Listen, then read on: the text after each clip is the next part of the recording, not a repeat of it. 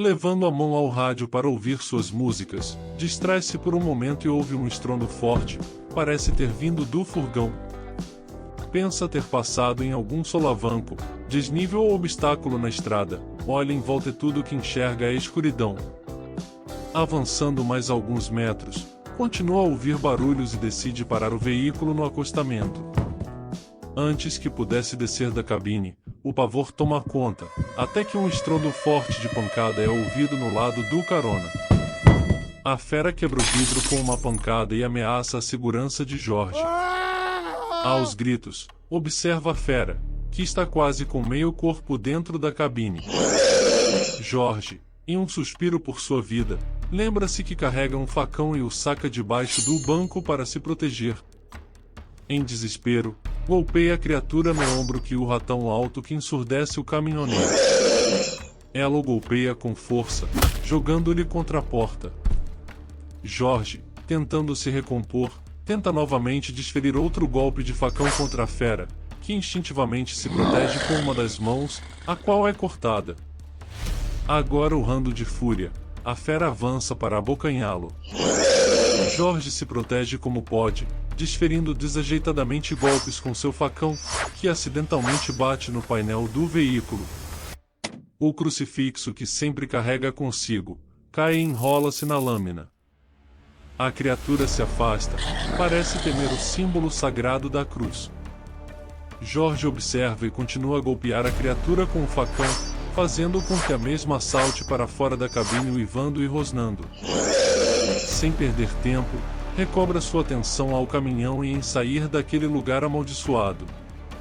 Guia novamente o caminhão pela estrada em total pânico pelo que acabou de acontecer, avista a 100 metros o posto que parou para almoçar mais tarde e sem pensar adentra o pátio. Vendo o caminhão adentrar com velocidade e bruscamente o pátio do posto, o guarda noturno do estabelecimento vai ver se está tudo bem com o caminhoneiro que sai aos prantos com lágrimas nos olhos, ferido do braço direito, com marcas de arranhões e trêmulo.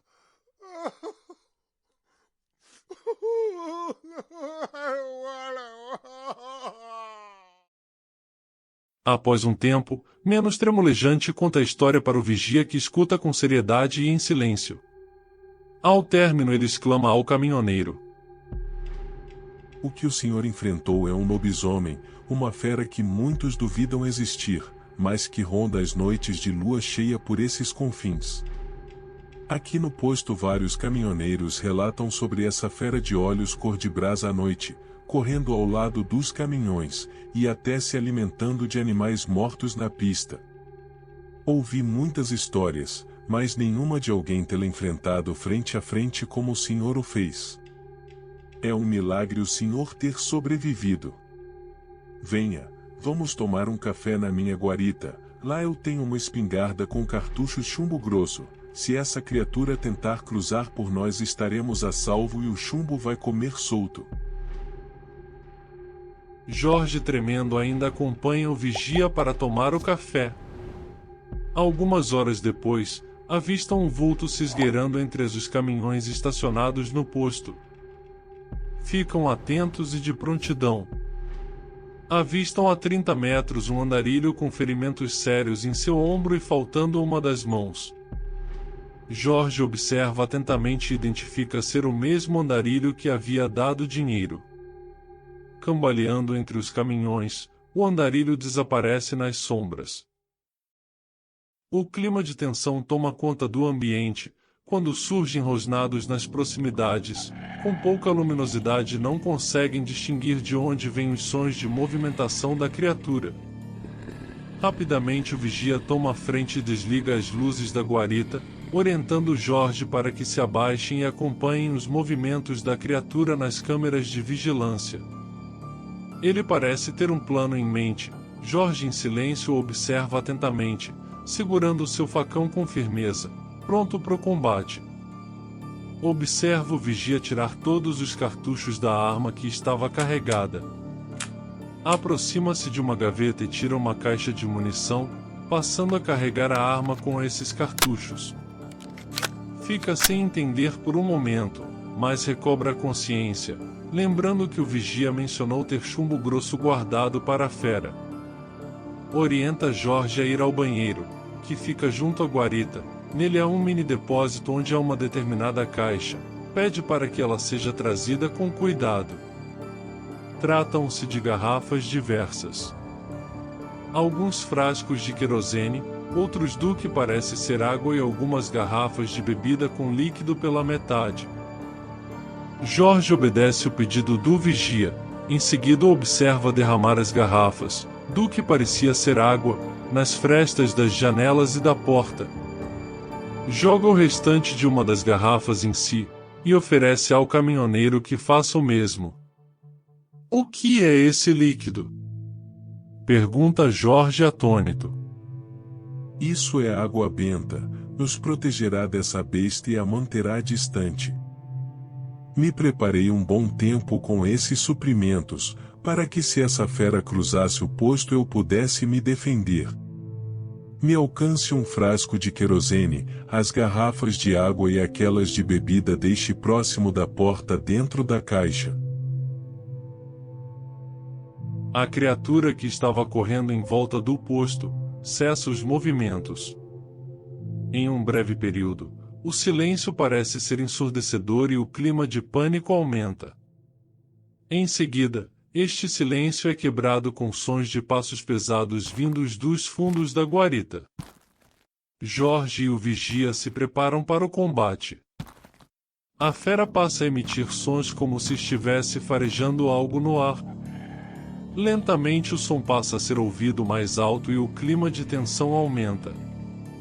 Pelas câmeras não é possível ainda identificar onde o lobisomem está. Parece que a fera é inteligente suficientemente para se esgueirar entre os pontos cegos das câmeras.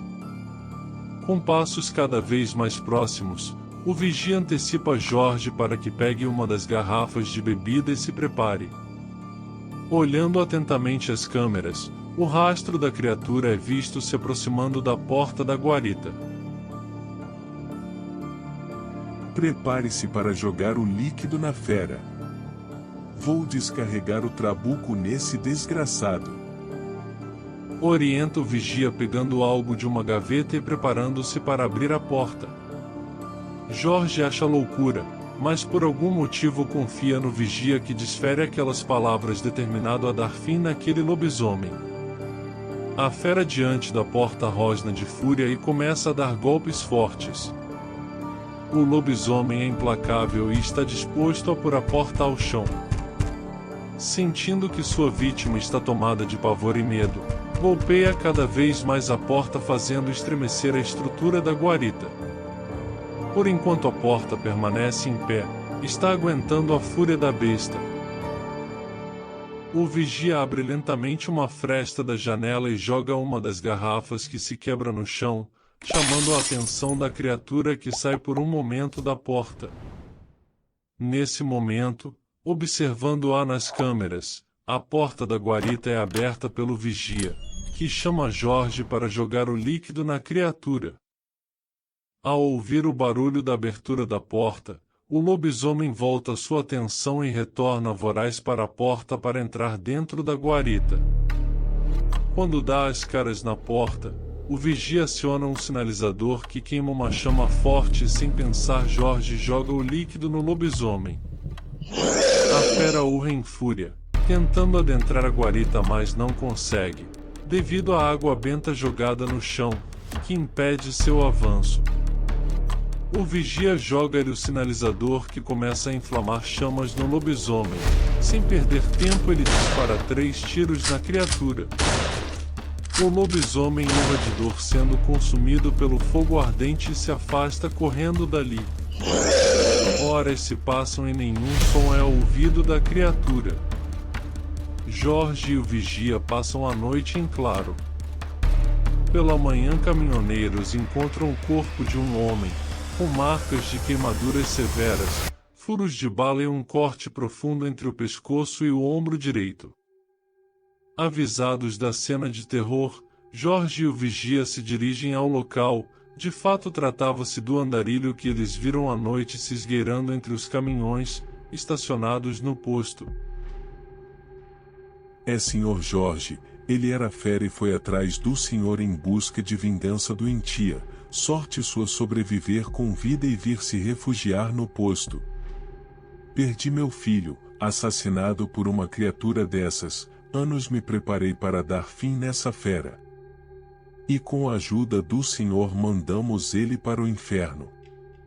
Se não o fizéssemos, esta criatura não descansaria até matar quem ela marca para morrer. Jorge, tentando esquecer tudo aquilo, agradece a hospitalidade do vigia do posto. Lava seu rosto, trata de descansar por algumas horas e prepara-se para partir. Antes de partir, o vigia lhe encontra novamente. Tome, Sr. Jorge, leve esta arma contigo. Esta munição é apropriada para lhe proteger caso encontre outra fera dessas em seu caminho. Deus lhe abençoe e guarde. Uma boa viagem. Obrigado, Sr. Miguel. Se não fosse o senhor, eu não sei se estaria vivo ainda. Passarei lhe visitar quando tiver fazendo entregas próximas à região. Despede-se Jorge e manobra o caminhão, deslocando-se para sair do posto e retornar na rodovia para casa.